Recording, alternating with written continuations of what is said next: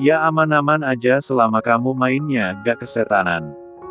Jangan pakai tenaga dalam kayak kalau latihan karate. Anakmu bisa syok, ini ditengokin papanya apa diajak tawuran. Amar tertawa setelah mengucapkan kalimat penuh gurauan itu. Aman berarti, iya. Jadi kalau ada apa-apa kamu yang tanggung jawab. Gila. Kamu yang kelonin, aku yang disuruh tanggung jawab, gerutu sang dokter, disambut dengan gelak tawa oleh Juno. Jadi amannya gimana? Maksudku posisinya. Kalau awal kehamilan memang masih rawan, makanya harus hati-hati. Mungkin, kamu bisa pakai posisi umum yang paling sering digunakan Pak Sutri.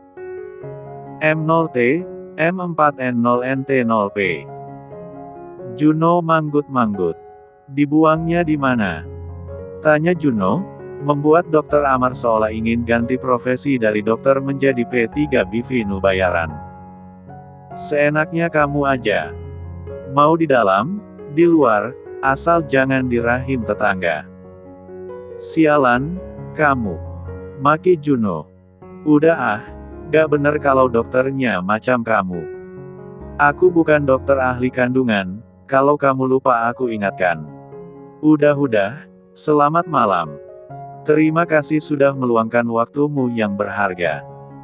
Setelah mengucapkan kalimat itu, Juno menutup telepon begitu saja, kemudian kembali ke kamar dan menutup pintu antara kamar dan balkon. Sisil masih duduk di depan meja rias dan sedang memainkan ponselnya. Lagi apa, sayang? Bisiknya sambil membelai rambut panjang nan halus istrinya. Abis ngecat Kak Arvin, takutnya butuh sesuatu. Boleh kan, Mas? Ia mendongak sejenak, membuat Juno mengecup keningnya. Boleh, sayang. Lagian kan ada Rio yang temenin.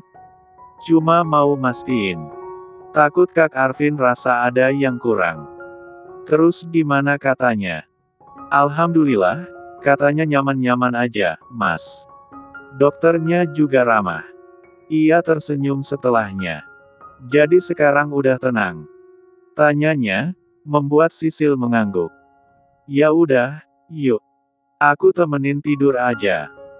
Belum sempat Sisil menjawab, tubuhnya sudah melayang dan mendarat ke tempat tidur.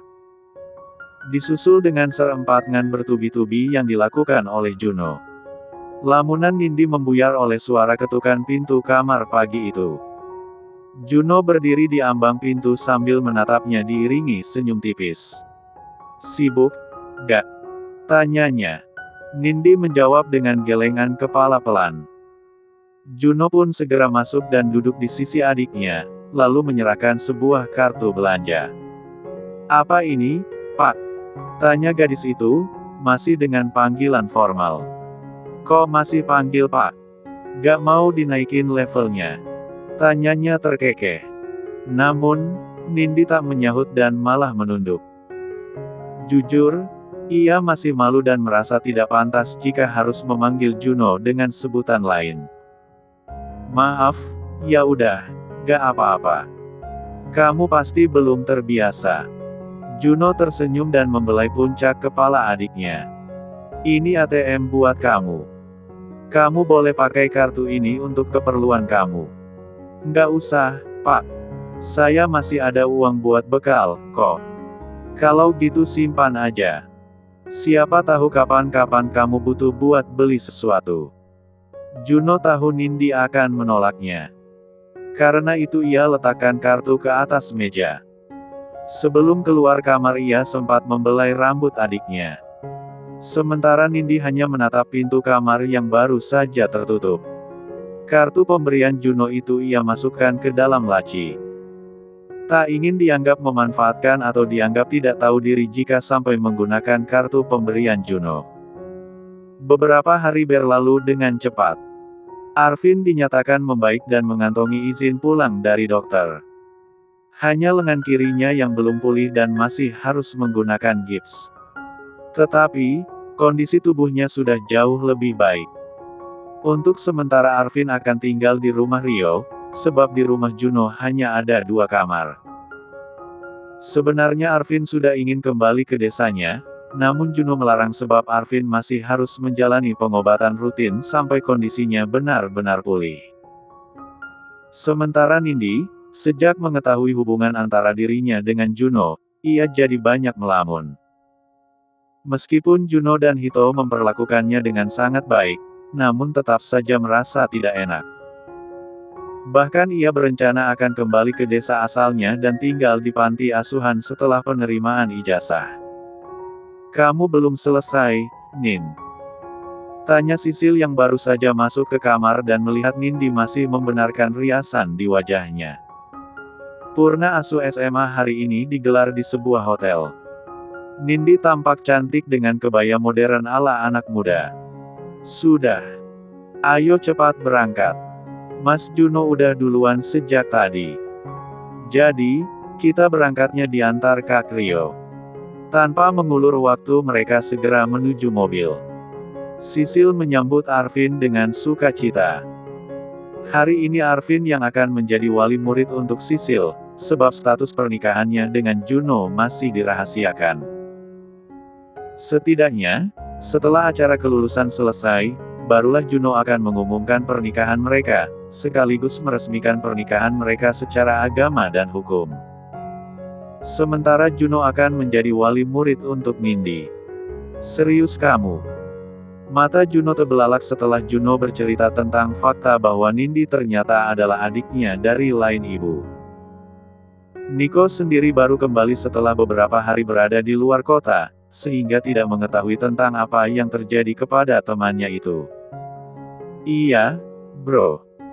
Nindi anak ayahku dengan istri keduanya, dan fakta itu baru terbongkar beberapa hari lalu. Rio yang menemukan buktinya. Berarti, Nindi juga baru tahu tentang itu." Juno menghela napas dan mengangguk. "Iya. Bahkan sampai sekarang dia masih syok dan banyak diam." "Terus reaksi ibumu gimana?" tanya Niko penasaran, apakah Bu Vivi bisa menerima Nindi. "Ibu belum bisa terima. Tapi, aku yakin ibuku cuma syok aja." "Dan kamu sendiri gimana?" tanya Niko, menatap Juno. "Bagaimanapun juga Nindi adik perempuanku. Dari rahim siapapun dia lahir, faktanya dia tetap adikku dari ayah yang sama. Alhamdulillah kalau kamu bisa terima. Kasihan, dia hidup sendirian selama ini. Bisa-bisanya adik dan istrimu sendiri jadi muridmu." Juno menyandarkan punggungnya ke kursi, lalu sejenak melirik ke arah pintu ballroom hotel. Suasana masih sangat ramai di dalam sana. "Banyak banget kebetulan aneh dalam hidupku," gumamnya pelan.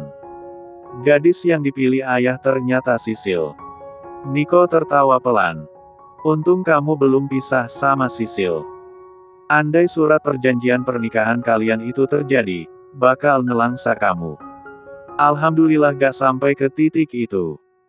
"Terus Alia gimana sekarang?" tanya Niko, mengingat mantan kekasih sang sahabat. "Masih ditahan. Sidangnya kan belum." Niko mengangguk pelan. "Pintar si Dodo cari jodoh buat majikannya," ujar Niko teringat tentang burung kecil itu, juga tentang kejadian memalukan yang membuat Juno harus terjebak menikahi Sisil. "Kalau gak pintar udah jadi sub BO dia," kelakar Juno. "Kayaknya kamu harus sungkem sama si Dodo. Hoki banget dapetin Sisil dengan modal burung doang." Bantalan kursi pun melayang ke wajah Niko, membuat lelaki itu tergelak keras. Juno melirik angka yang ditunjuk arloji yang melingkar di tangannya. Waktu sudah menunjuk ke pukul 2 siang, artinya puncak acara akan segera berlangsung. Namun, baru akan keluar beranjak, Hito sudah muncul dengan wajah panik. "Bang, Sisil pingsan." "Apa? Sisil pingsan?" Bola mata Juno membulat saat mendengar informasi yang baru saja diberitahu Hito. Tanpa menunggu ia langsung bangkit dari tempat duduknya, hendak menyusul ke ballroom hotel, namun Hito menarik lengannya. "Tunggu bentar, Bang," cegah Hito. "Ada apa lagi?" potong Juno, nyaris berteriak sambil menghempas tangan adik sepupunya itu. Sisil ketahuan hamil. Sekarang suasana di dalam lagi kacau. Sebenarnya, saat awal Sisil pingsan 30 menit lalu, Hito langsung mencari Juno. Namun, baru menemukannya setelah lelah berkeliling. Astagfirullah. Juno langsung melangkah menuju ballroom. Begitu masuk, suasana tampak tegang. Para guru berembuk di sudut ruangan dengan raut wajah prihatin. Beberapa siswa saling berbisik satu sama lain. Bahkan ada yang cekikikan sambil melirik ke arah Sisil. Sisil sendiri masih terbaring di sebuah sofa panjang dengan Arvin memangku kepalanya. Seorang dokter wanita yang merupakan orang tua dari salah satu siswa yang turut hadir sebagai tamu, sedang duduk di sisinya dan berusaha membangunkan bersama Bu Meli wakil kepala sekolah. Sesekali dua wanita itu saling berbicara satu sama lain. Juno yang panik langsung mendekat ke arah Sisil dan duduk di sisi kursi. Melihat wajah pucat itu membuatnya semakin khawatir. "Sayang," bisiknya sembari membelai pipi. Tatapannya kemudian berpindah kepada Arvin. "Gimana Sisil bisa pingsan? Lagi foto sama teman-temannya tiba-tiba jatuh dan pingsan. Ya Allah." Juno berusaha membangunkan Sisil dengan mengelus kepala, lalu menyambar botol minyak angin di meja dan mengoleskan ke ujung hidung istrinya. "Sayang, ayo bangun." Mendengar kalimat itu, tatapan penuh selidik dari dokter dan ibu wakil kepala sekolah mengarah kepada Juno. Merasa aneh dengan sikap sang guru yang tak biasa terhadap siswi. Bahkan, mereka dapat mendengar lembutnya suara Juno yang terkenal guru galak sedang menyematkan panggilan, "sayang," kepada siswi tersebut. "Apa Pak Juno sudah tahu tentang Sisil?" tanya Bu Meli, sebab setahunya Sisil adalah keponakan Juno dari kampung. "Maaf, aku diam karena kupikir kamu masih merahasiakan hubunganmu dengan Sisil dan aku gak berhak membocorkannya," bisik Arvin, mendekatkan bibirnya ke telinga Juno. "Gak apa-apa. Biar aku yang jelaskan. Aku yang seharusnya minta maaf karena kekacauan ini," ucapnya, merasa bersalah terhadap Sisil dan Arvin. "Aku hanya memikirkan Sisil. Dia pasti malu jadi bahan omongan orang-orang. Aku akan mengatasinya." Juno melirik dua wanita yang juga sedang menatap dirinya penuh tanya. "Maaf, Bu Meli, saya bisa jelaskan semuanya. Tapi, saya minta waktu setidaknya setelah Sisil sadar." "Baik, Pak Juno," sahut wanita itu mengangguk. "Gimana Sisil, Pak?" tanya Nindi yang datang membawa kipas angin portable mini di tangannya. "Belum sadar." Juno menatap adiknya yang sampai saat ini masih belum memanggilnya kakak dan tetap betah dengan sebutan Pak. Nindi berdiri di belakang sofa sambil mengarahkan kipas kecil itu ke wajah Sisil. "Tadi kita lagi foto bareng Rahel, Oka, Haris sama Rosi. Tiba-tiba Sisil pingsan." "Gak apa-apa, mungkin hanya karena kecapean," ucap sang dokter tersenyum, meskipun masih tampak bingung. Beberapa saat kemudian mata Sisil perlahan mengerjap, menandai ia mulai tersadar. Ketika matanya perlahan terbuka, ia mengarahkan pandangan ke sekitar. "Sayang," panggil Juno lembut dengan tangan yang membelai puncak kepala istrinya. "Kamu sudah bangun, Sil? Ada yang sakit?" Arvin menggenggam tangan adiknya. Sisil hanya menggeleng pelan dengan kesadaran yang belum utuh sepenuhnya. Setelah diberi minum ia mulai merasa lebih baik. Meskipun tubuhnya masih terasa lemas, ia sudah bisa mengubah posisi yang semula berbaring menjadi duduk. Kemudian tampak heran saat menyadari tatapan semua orang sedang tertuju kepada dirinya. "Sayang, tunggu di sini sebentar sama Nindi dan Hito. Aku mau bicara dengan para guru dulu." Sisil masih mengangguk. Tak ingin salah paham berkelanjutan, Juno mengajak Arvin dan para guru untuk berbicara secara tertutup di sebuah ruangan. Sementara Nindi dan Hito diminta untuk menemani Sisil agar tidak mendapat tekanan dari siswa lain. Maaf, Bapak Ibu, ini semua salah saya. Sebenarnya, Sisil adalah istri saya. Kami menikah beberapa bulan lalu, jelasnya kepada para guru dan staf yang menatapnya terkejut. Terutama sang kepala sekolah yang terlihat menahan amarah. Bukan apa-apa, Juno adalah kekasih putrinya selama 2 tahun dan akhirnya memutuskan hubungan. Malah sekarang Alia masih ditahan, sementara Seira masih dalam pembinaan karena berusaha mencelakai Sisil. Tapi saat mendaftarkan Sisil, Pak Juno mengaku bahwa Sisil adalah keponakan dari kampung, ucap pria paruh baya itu. Benar, Pak. Maaf, waktu itu saya terpaksa merahasiakan status kami. Ada beberapa alasan yang tidak bisa saja jelaskan di sini. Menurut aturan, siswa yang berstatus pelajar belum boleh menikah selama mengenyam pendidikan. Kalaupun terjadi pernikahan, maka siswa tersebut harus dipindahkan untuk belajar di Pusat Kegiatan Belajar Masyarakat PKBM, jelas sang kepala sekolah lagi, seolah sengaja menyudutkan Juno. Sebenarnya, ini salah saya, Pak, Bu. Sayalah yang seharusnya bertanggung jawab dalam masalah ini karena saya yang mendesak Pak Juno untuk menikahi adik saya, ucap Arvin kepada para guru di ruangan itu. Ia menjelaskan sedikit tentang salah paham yang terjadi di rumahnya kala itu. Tapi, dalam hal ini saya tidak bisa ambil keputusan sendiri. Saya masih harus bicara dengan pimpinan yayasan.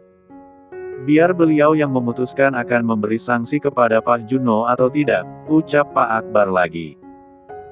Apa tidak sebaiknya untuk masalah ini kita buat pengecualian saja, Pak?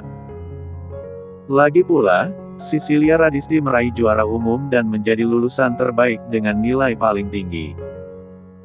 Tak dipungkiri ada kebanggaan tersendiri bagi Juno atas prestasi Sisil yang membanggakan. Terlepas dari tekanan yang ia terima selama ini. Tetap tidak bisa. Kita harus tetap menunggu Pak Amir sebagai ketua yayasan. Mungkin sebentar lagi beliau akan tiba. Pak Akbar tersenyum samar. Kali ini Juno pasti akan diberhentikan dari posisinya sebagai salah satu guru. Terlebih, Pak Akbar mengenal baik Pak Amir yang merupakan ketua yayasan yang menaungi sekolah tersebut. Setahunya, Pak Amir adalah seseorang yang tegas dan tidak menerima kesalahan sekecil apapun. Ia sangat yakin bahwa kali ini Juno akan diberhentikan. Selamat siang, sapaan seorang pria mengalihkan perhatian seseorang. Baik Juno, Arvin dan para guru sontak menoleh dan bangkit dari posisi duduknya. Pak Akbar tersenyum puas. Ia langsung menyambut pria itu. Sementara Juno masih tampak tenang dan sama sekali tak menunjukkan reaksi apapun. Berbeda dengan Arvin yang tampak khawatir jika adik iparnya akan diberhentikan secara tidak hormat. Maaf, saya mengganggu waktu Pak Amir, ucap Pak Akbar, lalu menatap Juno. Ini adalah Pak Juno. Salah satu guru yang sudah 2 tahun mengajar di sekolah kita. Mungkin Pak Amir belum kenal. Jika Pak Akbar mengira Pak Amir akan menegur keras tindakan Juno, maka salah besar. Karena pria parubaya itu malah tersenyum ramah dan terkesan menyapa dengan sopan. Membuat dahi Pak Akbar berkerut dalam.